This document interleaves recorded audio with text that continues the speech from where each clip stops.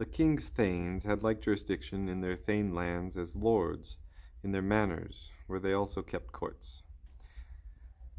Besides these, in particular, both the earls and king's thanes, together with the bishops, abbots, and vavassors, or middle thanes,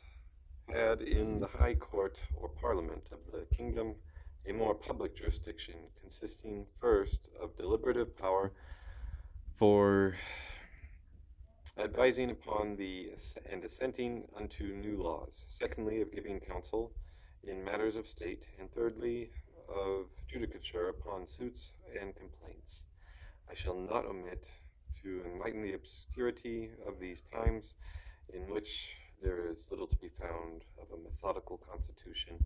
of this high court, by the addition of an argument which I conceive to bear a strong testimony unto itself. Though taken out of the late writing that conceals the author, it is well known, saith he, that in every quarter of the realm a great many boroughs do yet send burgesses unto the parliament, which nevertheless be so anciently and so long since decayed and gone to naught, that they cannot be shown to have been of any reputation since the conquest, much less to have obtained any such privilege by the grant of any succeeding king, wherefore these must have had this right by more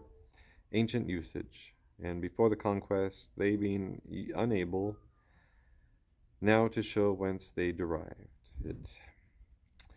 This argument, though there be more, I shall pitch upon as sufficient to prove, first, that the lower sort of the people had right unto session in Parliament during the time of the Teutons. Secondly, that they were qualified unto the same by election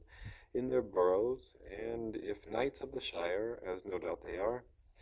be as ancient in the counties. Thirdly, it is to be a good argument to say that the commons during the reign of the Teutons were elected into Parliament because they are so now, and no man can show when that this custom began. I see not which way it should be an ill one to say that the commons during the reign of the Teutons constituted also a distinct house, because they do so now, unless any man can show that they did ever sit in the same house with the lords.